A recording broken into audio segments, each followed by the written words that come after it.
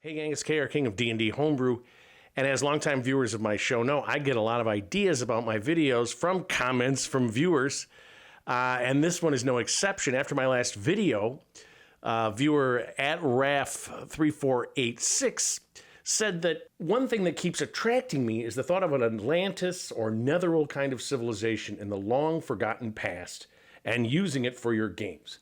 What's your take on this? My take is, yes, indeed, at RAF3486, you do want to create at least one lost civilization for your world. But here's the main thing. It's not as difficult as you think, because you're going, wait a minute, I got to create an entire homebrewed world. Now you're asking me to create another one that's all in the distant past? Well, no, you don't. Because what you want to do is you want to take the parameters of what we think of as a lost civilization, most often mythic, and use those to your advantage when you're creating one. Because at the outset, all you need is some ruins or, some clues or something, and then just a general idea of what this civilization was about.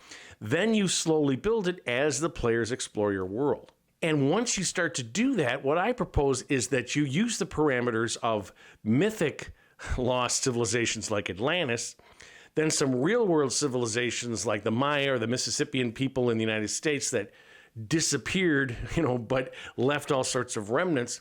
Then lessons from the ancient world, things like, Rome, Greece, or Egypt, or the Persian Empire, whatever, so that you can get a sense of how the distance between this long-lost civilization and the present day of your world, and how to sort of emphasize that and give your lost civilization some verisimilitude. And here's the thing. This sort of combination really works in a fantasy RPG setting, because a mythic lost civilization is real, and you can create anything you want. And as we'll see, the sort of things that were used to sort of explain away some situations in mythical ones are actually a strength in a fantasy RPG setting. So you might be saying, well, why should I create a lost civilization? I want to worry about the one that's in the present day. Well, the thing is, if your world has existed with sentient creatures for more than a few hundred years, it has a history. And in fact, that history stretches back to when those sentient creatures first appeared. And notice I didn't say sentient humanoids, because there are creatures, mind flayers, rakshasa, anything you might invent that could have some civilization that long ago crumbled away or was destroyed in some catastrophe. And that's the beauty of this RPG setting, that anything you create, as long as it has the semblance of these parameters, it all makes sense, whatever the creatures were. Now, it might be good right away to define what I'm saying by mythic lost civilizations. These are the classic ones like Atlantis, Avalon, Mu, these kind of Lemuria. These are ones that have been proposed that don't really exist, right? And oftentimes these came out of legends or misunderstandings, or let's say in the case of Atlantis, Plato was writing in a dialogue about this society Atlantis that represented his ideal state as opposed to the corrupt Persian Empire. And he had heard something. He put in some things, an Egyptian author writing about this off in the sea, the edge of the Mediterranean. But in fact, he just made it up. He just wanted to use it as an example for his ideal state. And this is an example of the way ancient people thought. Did Plato, maybe he thought maybe this sort of thing could exist, or he'd heard legends or whatever, but he felt that making it up and saying that it was real lent authenticity to his concept of the ideal state. And he may not have thought the same way about the factual existence of Atlantis as we do today. So when you're creating along the lines of this kind of mythical lost civilization, the first obvious question is, why was it lost? And what you find most often with these is that there was some kind of catastrophe, an earthquake submerged Atlantis in one afternoon, or there was a tidal wave or a volcanic eruption covered it in, 20 feet of volcanic ash. What's important is that the mythical lost civilization is totally destroyed with no trace. Because, in fact, when you search for where is Atlantis, where is Lemuria, you're not going to find anything. You're not going to find ruins. You're not going to find an island, right? Unlike, say, a civilization like the Mississippians, you can go and see the mounds in Illinois. There's the most famous one. There's other ones. You can see them. There they are. The Mayans, there are their temples. And there were Mayans and Mississippians, the Natchez Indians in particular, who were like, remnants of that civilization. But a lost civilization, truly lost one, there's nobody left. So in your version of a lost civilization like this, you can add fantasy elements, some kind of, magical catastrophe, or, things battling each other, or some kind of void in some planar dimension that sucked them into some other place. Some angry god deemed them, not worthy and just wiped them clean. No trace of their civilization left. Because you're using the classic answer to the why is there no trace of Atlantis problem and just adapting it for your RPG setting. Okay, a catastrophe. I can think of many. I can make up anything I want, and that makes it truly lost. And time is much different in a fantasy setting. The earliest city-states were like 7,500 BCE, right around 10,000 years ago. Well, you could have something in your world that's 50,000 years ago or a million or whatever, right? And you could have, let's say you had some kind of horrific plague that, totally depopulated 90% of the population, and everyone else moved away and they shunned this city. And 50,000 years later, the elements have removed everything above the surface, and there's no memory of it except little fragments here and there, which again, the players discover. But it makes sense as opposed to 500 years ago or 1,000. It's going to be much more of the people with, memories passed down from generation to generation that remember the death plague. The other thing is when you have something that's, 500,000 years ago, the sentient creatures are going to have almost no relation to the ones that exist in your modern homebrewed world, or do they? But you can make them totally foreign and different, and it makes logical sense. Or if you're ambitious, you can make this super ancient world relate in many different ways to your modern, current homebrewed world. But because of the distance in time, there's only going to be very few clues. A fragment of a tablet, a statue of a creature no one recognizes. Some device that doesn't seem to have, it has a faint magic, but it's totally different. And these are the sort of things that the players, maybe they can go to, there's a few scholars, a few wizards or something that know a little bit about this rumored ancient land, that they've collected together the few fragments, and the players come with some bit of information or statue or something, and they're like, oh my gosh, and then they, give out this information if it's not, closely held or something, and that starts the ball rolling. But you can just create this as you go along. It takes time to discover these things, and maybe you start then, the players go to one of these former cities, an outpost, and there's maybe some foundational thing, and then they find like a 6-room dungeon which has more information, and maybe it's been taken over by other creatures, or maybe there's remnants, the old clockworks that last forever, something like that. But you're just slowly building it along the lines of it was wiped out by some conflagration. It's been totally obliterated. No one has memory except a few little things that people have found. And then you build from there. The other thing that you can think about is to use the historic evolution of thought about lost civilizations that you see in the real world and apply these, you can do different aspects of these in your fantasy RPG version. So Atlantis started off as just this land that Plato had described, and there were some maps drawn or whatever, but it had some cultural significance. But when the New World was discovered in the 16th century, a lot of people thought, hey, this is Atlantis, right? And then they discovered the Mayan temples. The Maya had just abandoned these about 100 years or so before for a variety of reasons. They'd moved away from their cities. So here was, technological advancement. So a lot of people thought the Maya might be the Atlanteans. And they were like, look at how advanced they were in terms of these massive pyramids. So the idea that there was at least technological similarity, and then you can get into advancement. So in the 19th century, Madame Blavatsky, who created Theosophism, it's a long story, she proposed that the Atlanteans had this super advanced society and then were destroyed because of their psychic powers. They got into psychic warfare and it blew their minds, or, it obviously manifested in telekinesis and, the destruction of physical things. Or the early 20th century clairvoyant Edgar Cayce said that he was in communication with these Atlanteans, and many of the people in the modern day world were actually descendants from them. He also claimed that the Atlanteans were going to return to Earth in the 1960s. That didn't happen. And he claimed that there was this great archive, the Hall of Records, buried beneath the Sphinx in Egypt. That also wasn't there. And then in the 60s, you had the hippie thing. Here was a land where, everybody, peace, love. But it was a reaction against the oppressiveness of society, in the West at least, in terms of, the conventional norms. Atlantis was this escape. And it's all these things that serve some purpose to the societies that proposed it. So, of course, all these ideas are total nonsense because Atlantis doesn't exist, but they're very fruitful in relation to creating your own lost civilization in your homebrewed world. Because the idea that a society very technologically advanced could destroy itself is a classic trope of science fiction.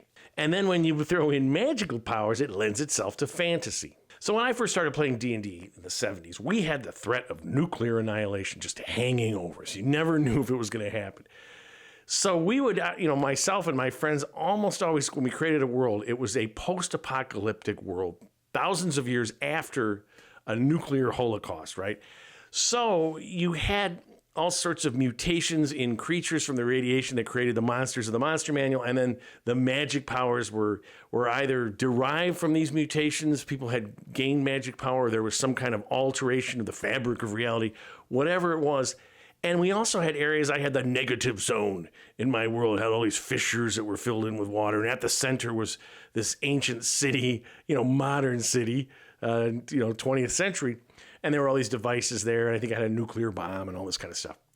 And you see this, the classic ending to the Planet of the Apes, where Charlton Heston realizes, I'm on Earth, right? And if you want to check out an interesting movie, The Forbidden Planet, the spaceship goes to this planet, and there's this scientist, Morbius, there with his beautiful daughter, and he has discovered this ancient, super powerful civilization called the Krell, and they have these unbelievable, fusion drives, and everything is taken care of, and they only use the powers of their mind, but the problem was they didn't recognize their id, their subconscious, and all the drives and hatreds and jealousies would become so powerful that it would manifest itself in a creature, in a power. And I think this is a great idea. I encourage you to use it. But it destroyed their civilization utterly. So those are examples of the classic mythical or, fictional lost civilizations. You can also take some lessons from actual civilizations that had some sort of crisis and were abandoned. The Maya left their temples about 100 years before the Spanish came. The Mississippian culture did the same. The Mound culture, some people call it. They left a lot of there's disputed reasons for this. For instance, for the Mississippians, they had these big, huge cities, and they think that it was hard to feed people. They had ecological problems, getting rid of waste and pollution. They polluted the groundwater, all these kind of reasons for them to move away. And then the Spanish came and had all their infectious diseases. They had no immunity, and it wiped out 90% of the population that was left. So they went into this kind of nomadic hunter-gatherer society, but people still remembered, as I mentioned, the Natchez Indians practiced many of the Mississippian rites up until, I believe, the 18th century. So it wasn't forgotten, but it was abandoned. And by the time the, Western explorers got there, they were overgrown, and these mounds were sort of people didn't quite realize they had been abandoned quite a bit before this period. And you can use this kind of abandonment for a fantasy RPG.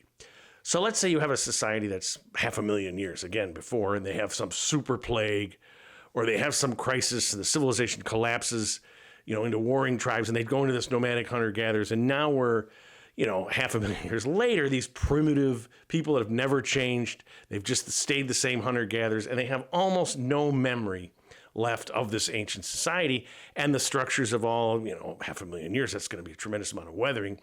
So all that's left are the underground ones, as always, in an RPG setting. And then you might have certain of these primitive peoples that have gone there, have broken the taboos, and gone there and discovered things or whatever, and are collecting them, some super smart member of this tribe. Because remember, you've got high intelligence people in these groups, just like everywhere else. And all of it is tied into the idea of the catastrophe, the idea of what drives the mythical.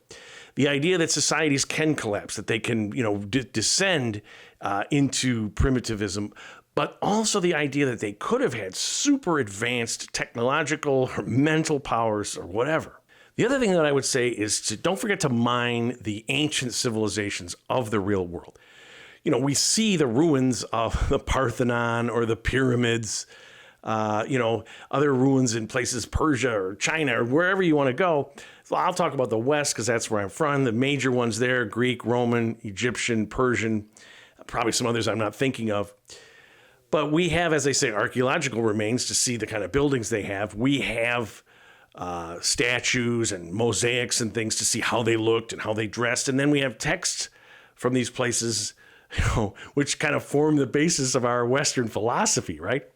Because these are societies that that, are ancient and we're totally living a different time in a different way, but they've merged themselves into our present day society. The thing about this is these ancient people had ideas about things that are totally foreign to us. Sexuality, race, justice, freedom, you name it. They just had a different outlook on life.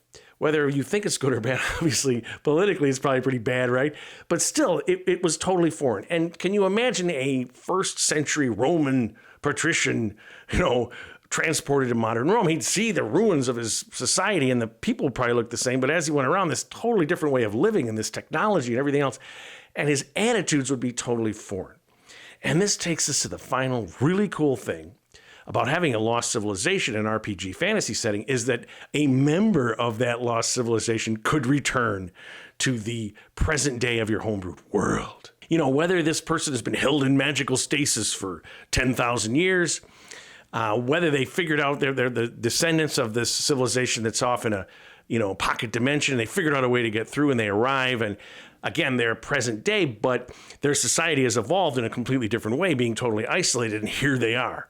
Here is the ancient Roman walking around. And of course, you can give that individual any kind of powers you want.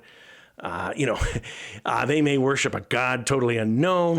I think I'm going to do a video on unknown gods soon. I did a video on this, the Golden Man, and I'll put up a link. He was this mysterious individual, and you can see how I ended up creating him, and I kept where he was from very vague. But it ties into the ancient or the lost civilization. Why? Because when the person appears from the lost civilization, the humanoid clearly looks different or not, looks the same, clearly has bizarre powers or not, but clearly is different. If you have the language barrier, they can't communicate until maybe if they're super intelligent, they learn common quickly. But they can start running with the players or be dropped off somewhere, become a personality in your world. It's very intriguing to the players. Where did this humanoid come from? What is their story? And they're going to know that there are adventure hooks and discoveries and whatnot to be made. So the lost civilization, it just can be that one individual, and then you can fill in the details as the players get there. Now, if they're going to go through the dimensional portal, now you got a new world to create, but maybe by that time you've done that. And hopefully this was helpful to you.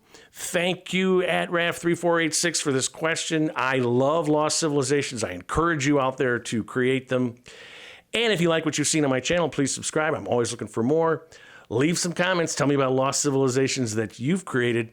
And most importantly, keep playing an RPG game, whatever one you prefer, and tell somebody else about it.